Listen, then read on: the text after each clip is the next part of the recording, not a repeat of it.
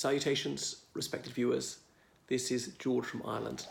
So I'm continuing my series on my accent. Perhaps this suggests too much introspection. But anyway, it's something that's fascinating. Language in general, pronunciation, phonemes, linguistic sounds, ethnicity, identity. These are all the things that I find very enthralling. Some more about the public school accent, which is quite well known. One of the things about it is it's almost universally understood for a long time. Well, it was standard English, or particularly standard British English. What is a public school? In the United Kingdom, a public school means a fee-paying school. It's open to the public if you can pay, though there are scholarships. So roughly 300 of them. There's the Headmistresses Conference. There are some other fee-paying schools which are not part of HMC, Headmaster and Headmistresses Conference. It used to be just called Headmasters Conference, but then they put Headmistresses in as well, in case a woman is in charge. So they don't call it HMC, just HMC. But some fee-paying schools are not part of HMC, so arguably not public schools. It doesn't really matter. Public school is more or less synonymous with independent school, as in outside state control, because they're not government funded. So the expression public school accent goes back to 1926, when Daniel Jones first mentioned it in his English pronouncing dictionary. Notably, he didn't call it the English pronunciation dictionary. So there are other words which are not coterminous, interchangeable, other terms that are interchangeable with public school accents. Southern British English, Standard British English, Oxford English, the Queen's English, Pucker accent, received pronunciation, BBC English, perhaps others. They overlap. They might have slightly different nuances. Now, there's a variation within public school accents, and these terms are not precisely defined, and one accent can merge into another. Many people have two or more influences in their accent. It can change over the course of somebody's life. Someone can consciously switch from one to another. Anyway, so people, let's say in Yorkshire, at a school I taught at, many of them had a public school accent. Some of them had that with a tinge of Yorkshire as well. Okay, likewise in Scotland, someone might have a public school accent, but some Caledonian influence too. Likewise in southern England, some people would have a public school accent, but the Cockney accent would also merge into their accent just a little bit. So one can't demarcate these things strictly. It's not the case that ne'er the twain shall meet. And obviously accents are Protean and accents are forever in flux. These things are dynamic. They're never static. And indeed, they can go retro as well. They don't just go forward in time. So it's fascinating to reflect to what extent these things are conscious, were they unconscious, these changes. All right, so let's talk about vowels. Well, long vowels, that's one of the notable things about it. And here I am, I hope being unself-conscious, speaking without artifice. This is how my speech comes out naturally. And you can see over 1,000 videos of me, and I think I'm more or less the same, except when I'm trying, and I'm putting it on. So I'll repeat that again, but this time trying. I think I'm more or less the same, except when I'm trying. So perhaps were the vowels more enunciated there, a little bit longer? And that was me putting it on. That was a throwback to a previous generation of a public school accent. You might call it advanced RP or conservative RP. RP for received pronunciation. Received in the sense of correct, like received wisdom.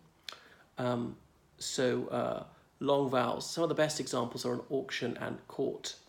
So if you said auction and cot, that would be wrong according to public school accents. Now, accents are not right and wrong. The purpose of language is communication, but these are social markers to some extent. So if people wanted to mark themselves out this way or that, they might want to know. So why is this video worth watching? Could be out of sheer inquisitiveness, or it could be because you're an actor preparing for a role and this is the way to do it. Do I open my mouth quite wide? I'm just noticing it now. It might be a personal trait, or it could be related to the accent more generally. All right, some of the other pronunciations, like hair and beer, and that's me doing an average RP, I suppose. The more, retro version of that would be hair and bear, things like that, which these days may come across as comical, even if unwittingly so. So people a generation senior to me would pronounce it a little bit differently, or indeed posher than me, because despite the accent, I'm not posh. I'm from proletarian origins, and I have a modest income, all the rest of it. The ER suffix, so rugby, the sport invented a rugby at school, calling it rugger. I can't remember the other examples, but there must be a few. Well, there was cuppers, for example, which was a rugby competition at Oxford, or was it football? So for the cup, they're playing for the cup and calling it cuppers. And I can't remember the other examples of ER suffixes. Not very good of me. They may pop into my head at some point. The edge or adge suffix, AGE. So when I was at school, if you had to go to the headmaster because you were in big trouble, you'd be on the bill. That was what it's called, being sent to the headmaster. The people talk about it as billage or bird. We don't say this these days anymore, but for a young woman, this was southern British slang for a woman, bird. It wasn't insulting, but it wasn't respectful either. It was casual, saying, oh, his birdage, to mean his girlfriend. But I haven't heard that one in a long while. And people, there was a lot of class prejudice amongst public school people, probably still is. So sneering at people less fortunate, people of lower socioeconomic status. Some people were very wealthy and didn't go to public school, or even went to elite state schools, such as Holland Park Comprehensive, like Viscount Stangate's children. That's Tony Benn, to you and me. So calling them plebs. So that was pejorative, discriminating against them. And again, it was an allusion to classical education, ancient Rome, where the plebeians, the plebes, I'm not sure what the correct plural is, I'm dreadful at Latin, but saying plebs for anyone who didn't go to public school, really. Obviously, it made me wince because, most of my family didn't go to public school. I was highly conscious that I come from lowly origins. So plebs, and then saying plebage or lebage, just cutting off the P at the beginning of that word.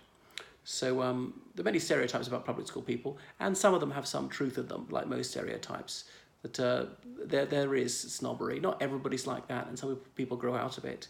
And I obviously feel guilty about my 18-year-old self. It's so true that youth is wasted on the young, and I made so many foolish decisions. Looking back in it, I should have done it all differently. We live and learn. Mate is the odd thing, because it could be seen to be quite a working class word, but adopted in the public school accent quite a lot, even saying cheers for thank you. I wonder whether it was counter-signalling in a sense to say, oh, I'm not that posh, I can use working class argot as well.